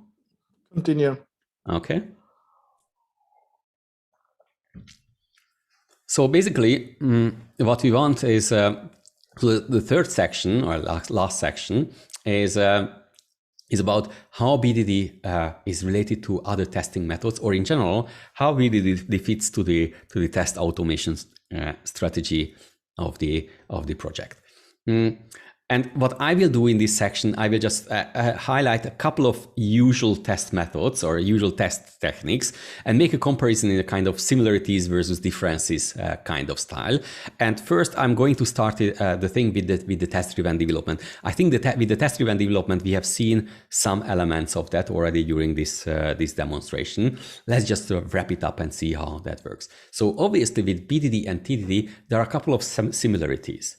So one and most important similarity is that both of these techniques are some sort of test-driven approaches. So first write the test and then make the code working for that. So they are similar in that. They are also similar in that they are both supported by automated tests. I think that's a very thing. And both of them are useful agile practices. So that's also very true. And both of them are also similar in that way. I don't know whether it's a similarity or a difference, that they are independent of each other. So Bdd can be done without Tdd. I mean, technically, Tdd can be done without Bdd, and they are useful together and they are helping each other, but they are not directly dependent on each other. So that's how we should see that. So I think these are the most important similarities. Then we can have a look at the differences on the other side. Probably the most important difference is the target of that particular test, so the goal of that particular test. For Bdd, our primary target is to ensure functional quality. So these are functional tests that we are writing here. So we want to check the business requirements and the functioning of the business requirements. So these are functional tests. On the other hand, and maybe not everyone is going to fully agree with me, but and of course this is a little bit of generalization, but in most usually, the usual cases, in test-driven development, our goal is to ensure the technical excellence. So they are more like, they are not functional tests, they are programmer tests. Programmer tests which are checking whether we did the coding basically right. And that's also visible with the expectations of the two different techniques. In Bdd, the expectations are external, so that the product owner, the team agreed that what are the expectations that the tests, the implementation should fulfill. So this means that if I'm automating that, I fulfill someone else's expectations or the team's expectations or the product owner's expectations. On the other hand, in Tdd, with Tdd, the expectations are internal. So usually I make the expectation for myself. I see how the code evolves. I see what are the important patterns on it. So I just make my new test to be able to make sure that I do the right thing. So those things are, from that perspective, are different. And altogether, we can say that Bdd is more checking whether we're doing the right thing. So whether we are properly fulfilling the good expectation. Tdd is more about whether we are doing the things right. So whether we really did the code in a way how we wanted to do it. So that's the different focus of that. So altogether, to summarize that, basically we can say that these things are different, but working well together. If you have learned about, or if you've practiced test-driven development, you know that there is a so-called test-driven development cycle, red, green, refactor, which means that you have a failing test, trying to implement the application to make that green, to satisfy the test, and then clean up the things and then move on to the next test. The Bdd cycle is somewhat similar, just in a little bit of zoomed out version of that. in Bdd Cycle, as you have also seen in the previous section, we are driving the implementation by a failing scenario. So once we want to have a failing scenario, then we want to implement the code as long as we have a passing scenario. We want to have maybe a cleanup, and then we want to go to the next scenario, next scenario, next scenario. And basically, in this way, the scenarios are driving our implementation to do that. And as you can see also from this diagram as well, that to be able to get from a failing scenario to a passing scenario, you might need to, it's a bigger chunk of, it can be a bigger chunk of work. So to be able to fulfill that, you need to implement new classes. As you have seen, we were designing a new service class, new methods of that, new decomposition of the problem. And to be able to make sure that that decomposition of the problem, the technical decomposition of the problem, the figuring out what kind of classes, what kind of components will be able to solve that scenario, we would need to probably make some other sorts of testing which is supporting that, and that's how TDD can fit into the practice. So basically, they work inside each other, so to say. Okay, so that's between the differences and the similarities of TDD and Bdd. Let's look at another very commonly used technique. So what about I just call this functional automated regression test. Probably you can find a better name for that, and maybe you just call these things system test or integration test or however. But the point of those tests is that they are checking the functionality, and they are automated tests, and they are mostly used as regression testing. So what if you want to compare these two things with each other, then what kind of similarities and differences can we see? The similarities definitely start with the thing that both are targeting functional quality. Of course, we said that Bdd is, functional automated test obviously is. And we also see that the Bdd scenarios, even though that we were originally creating that for having a better understanding of the requirements and to drive our development process, but actually once the scenarios are done and once the code is done, basically those scenarios are becoming functional automated regression tests as well. So we can say that the Bdd scenarios are some sort of subset of the functional regression test. At least the Bdd scenarios are functional automated regression tests as well. And obviously, it's also true that since they are testing the same application, maybe the automation logic, so the thing that is driving the application, might be the same. So maybe you can even share some code base between the functional automated regression test and the Bdd scenarios as well. On the other hand, there are some differences as well. And the most important difference is that initially, as we said, the Bdd scenarios are primarily for driving the implementation. And actually, the regression testing is more like a side effect. It's a nice side effect of that. And what comes out of that, that there might be some regression tests needed that are not required as specification. So you basically saying that for understanding, you need one set of examples, one set of scenarios. And if you want to make a proper testing, a proper coverage, then you might want to have more tests than how many scenarios you have created. So for example, if you have found a bug, you want to make, maybe you want to make a regression test for that, even though that bug was very special and it doesn't make sense to put that into the specification. For those kind of tests, so for those regression tests that are not needed for the understanding, obviously you can use the same format. So you can use scenarios and you can use give and when then for that. But this might not be very ideal for that. It works, but it's not so ideal for that.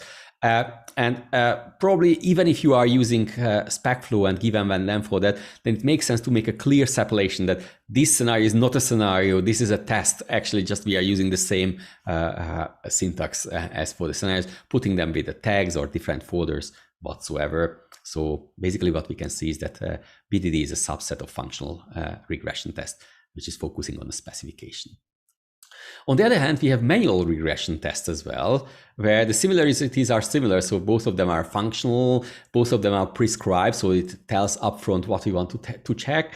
And with both of them, we can catch regression issues and need some sort of actions to be performed. However, the differences are also huge. Typically, when you are thinking about an automated test like a Bdd and a human-based manual test, then it's very important to highlight what are the most important cost factor. For manual test, definitely the human execution is the most important. On the other hand, for automated test, implementing and maintaining the test is the most important cost factor. So you have to optimize the thing differently somehow. Also, what kind of things you can do, what kind of things you can check in there is different. A human can check multiple things at once. Automated checks are good for checking single things, but doing that very quickly.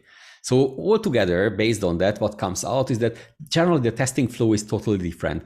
Typically for manual tests, you are making a long user journey because you want to test a lot of other things with a single execution. On the other hand, with Bdd, generally with test automation, you want to have focused scenarios that are testing small chunks.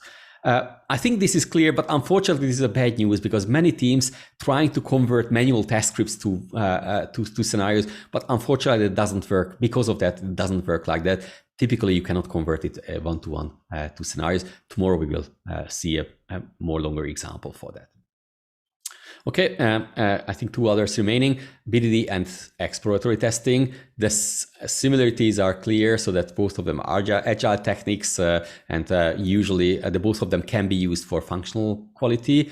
On the other hand, from the approach point of view, they are totally different. Bdd scenarios are prescribed, so they are checking guide things. On the other hand, for exploratory testing, we have a guided exploration. We don't know exactly what we are going to check. We just have some target for that. And also the target is slightly different. In Bdd, we are targeting the functional quality. On the other hand, for exploratory testing, the functional and operational quality is important, like usability, security, robustness, whatsoever. So usually people say that exploratory testing is super good for catching those areas that are otherwise very hard to reach with automated test or automated Bdd scenarios. So they are making a good extension to each other.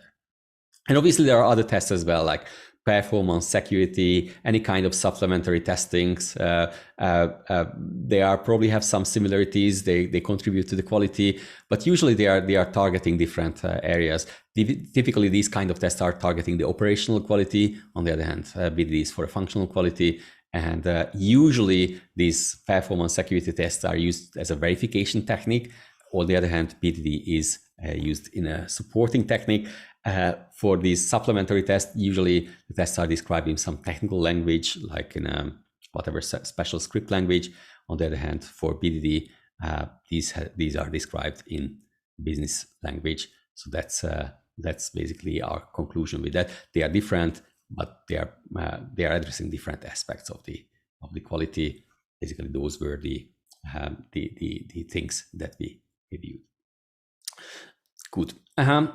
And basically with that, we just finished at least the topics that I wanted to share. It's good that we have some time at least for the questions. So a very, very brief wrap up. So basically this is the agenda. These are the topics that we went through. First, we were talking about what is Bdd. We tried to understand the concept, find the definition, and think a little bit about benefits. Then in the second section, we went through the Bdd process. You have seen a full cycle of a user story implementation and see how the feedback processes are working. And as a last point, we have seen how Bdd relates to other testing methods. And I try to compose some key facts, those things that I would like you to keep with you. Obviously, we were talking about a lot of other things as well, but these are the most important ones. So that Bdd is composed of 3 practices: discovery, formulation, automation. Examples are helping to have better understanding of the requirements. That the story rule example breakdown makes the requirements better manageable. That example mapping is a great facilitation technique. Discovery can be done by the entire team. Formulation is a separate activity and can be done very well with a dev tester pair or pair of people. And automation should precede implementation. And Bdd is not testing, but as you have seen, it fits into testing strategy as well.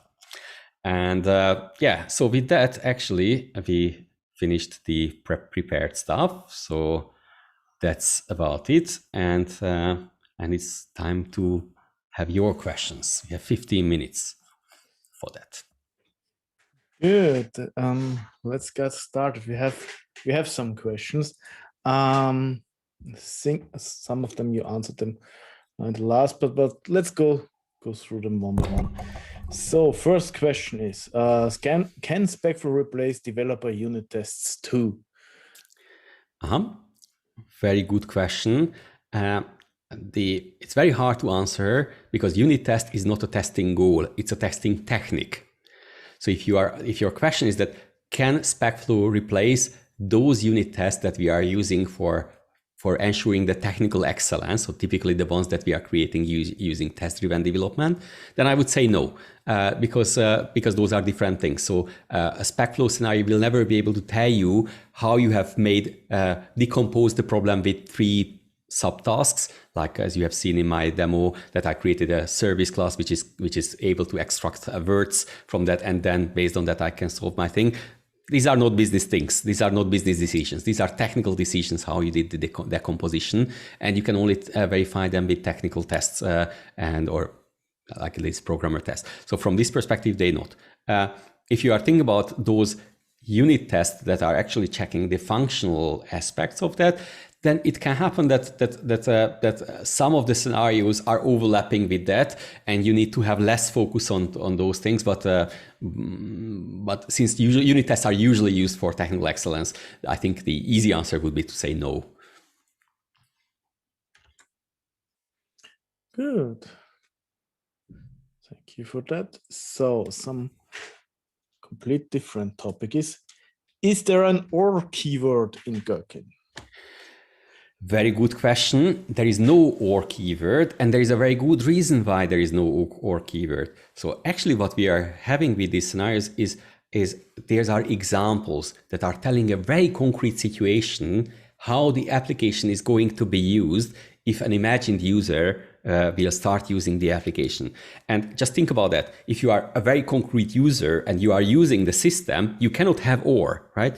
So either you are asking question or you are answering a question, but you cannot do both, right? So and because of that, that's why there is no OR keyword, because the flow of this is one story which is going straight.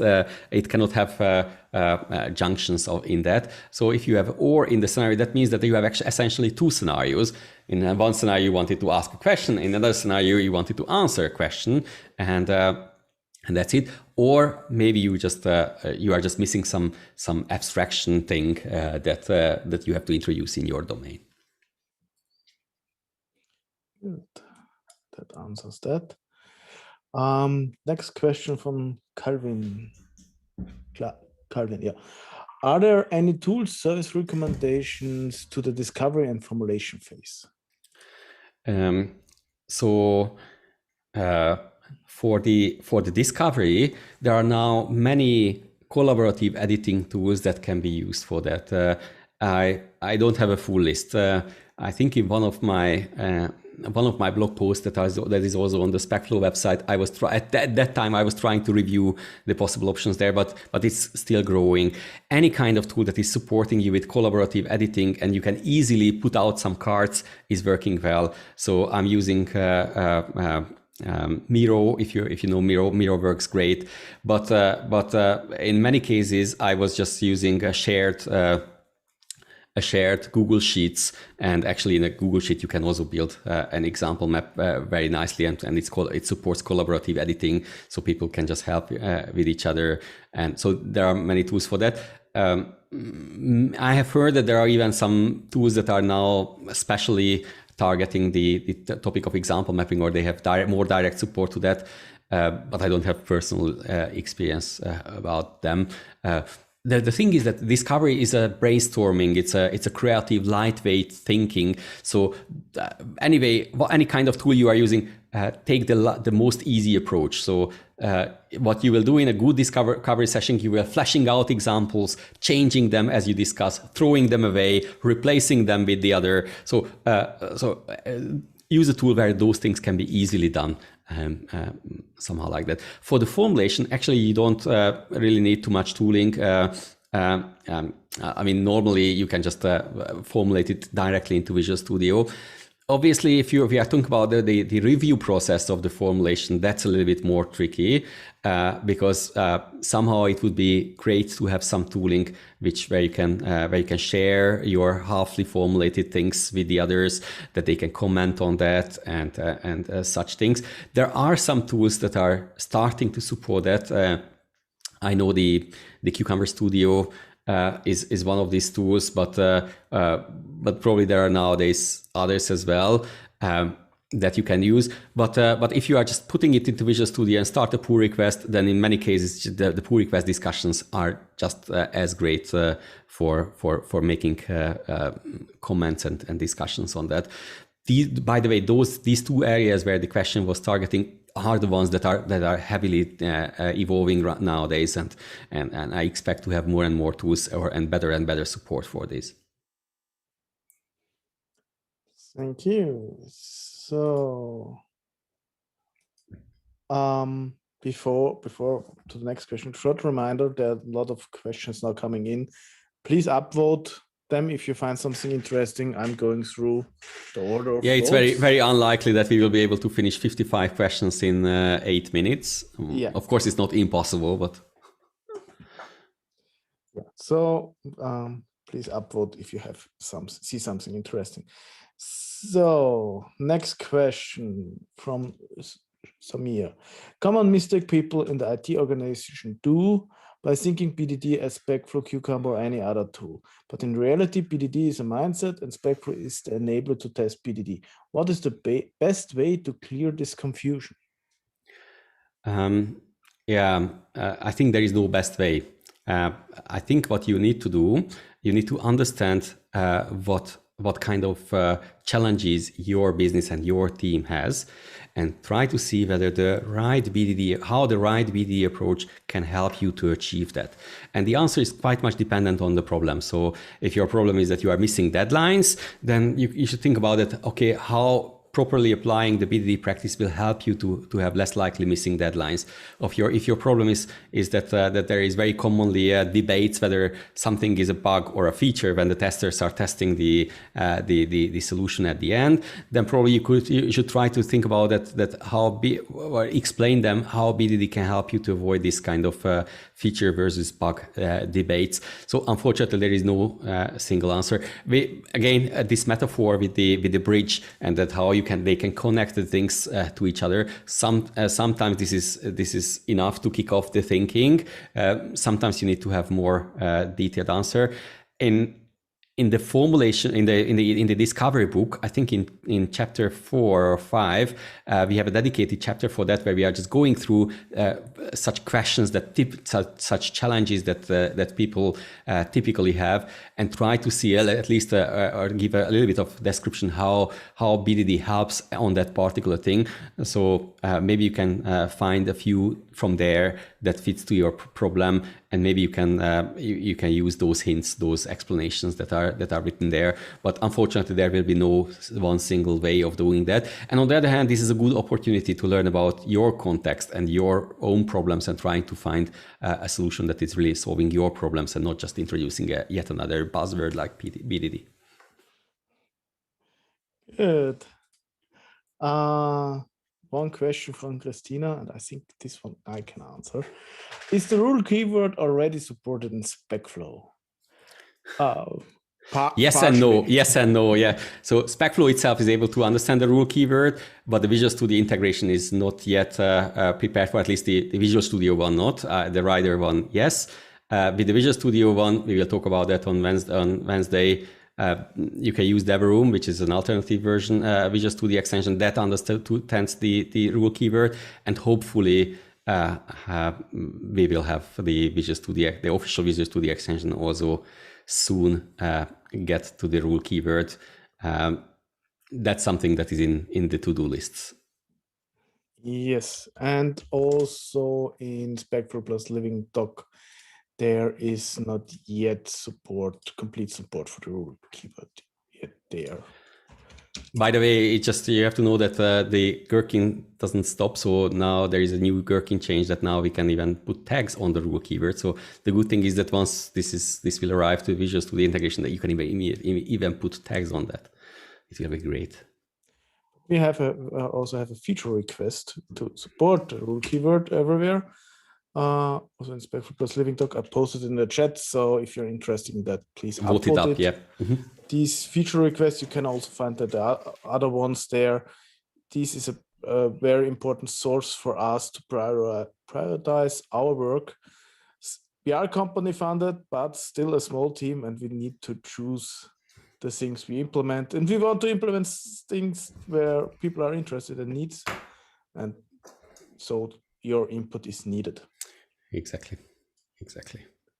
And by the way, the source code that you find on the GitHub, I just put a comment in front of every rule keyword. So if you just open it with the Visual Studio with the normal Visual Studio extension, you should be able to open it. It will not break. Good. 3 minutes left. Let's go to the next question. It's again about TDD and Bdd. Is it possible to introduce TDD and Bdd in between the project, so during the project? Yes, definitely. They require different considerations and different approaches. So in my opinion, Bdd is something which is people easier understand the purpose and the point of that, because it's easier to imagine that, okay, there is some external requirements and now I have to fulfill them and I need to prove that I have fulfilled them. So usually that aspect goes through quickly. On the other hand, with Bdd, typically the automation bit is a little bit more complex because we are automating the application usually in an outer interface. With TDD, you need to have a lot of practice. So to be able to understand this self-verification, the process of self-verification needs practice and needs patience as well. So don't do it, try it, do it together, try it together, and then it will succeed. Yeah, they require different learning paths, but both of them make sense and can be introduced even in the middle of the project, and they provide value. I have seen that in some projects already. Yeah, I can only acknowledge that. Good. Next question is it a good practice to have separate step definition files for each feature file? We will cover this topic on day 4, so on Thursday. The short answer is no. All the details come on lesson 4. Good. And I think for one, let's take the next one.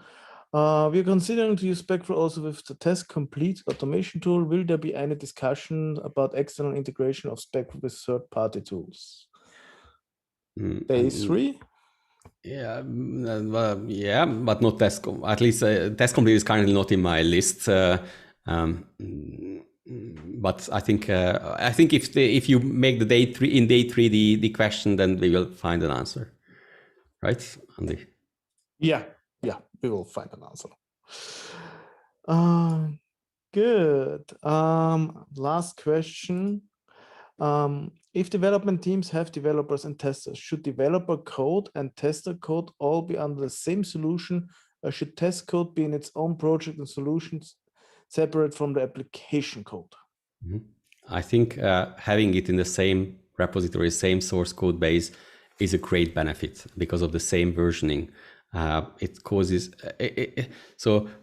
people fear from that, but you shouldn't. So actually, and it helps a lot. So you should validate how much time you are spending on trying to match the versions of the test with the versions of the code, and then you will see that all that effort can be eliminated, and there is no maximum limit of the size of the repository. Probably you have heard about those stories that at least there was one time when the entire Facebook thing was in a single Git repository, and they were able to manage that. So probably if your project is smaller than Facebook with all the attached things, then probably this should be able to do. You should be able to do that for sure.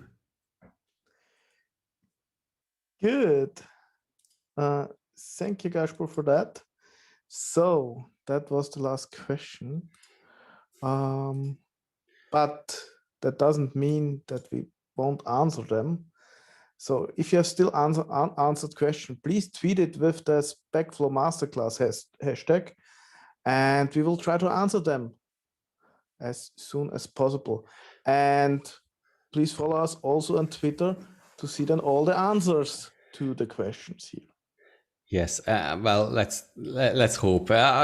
So right now, this is great that you have been so many people here, and I'm really happy. And we are trying to do our best to answer those questions. Let's say it like that. Yeah, we will try to answer them. Yeah, as much as possible and as Yeah, our Twitter as handles. written as possible. Yeah, we will just. I think this one is in this at SpecFlow. So if you just go into the SpecFlow Twitter handle that it is, my Twitter account is my name in one word, Gáspár Nagy. It's a Hungarian word. It's impossible to spell, but this is the right one. Yes. Good. I'll keep it here. And then we wish you all a nice rest of the day. And we hope to see a lot of you tomorrow again. Yes, and we will do a lot of formulation. I think I have counted that there will be like 40 scenarios shown tomorrow or something like that. So I really try to give you as many examples as possible within this time frame. Good. Looking forward to it, Gáspár. Good. So, bye, everybody. Ciao, everyone. Bye.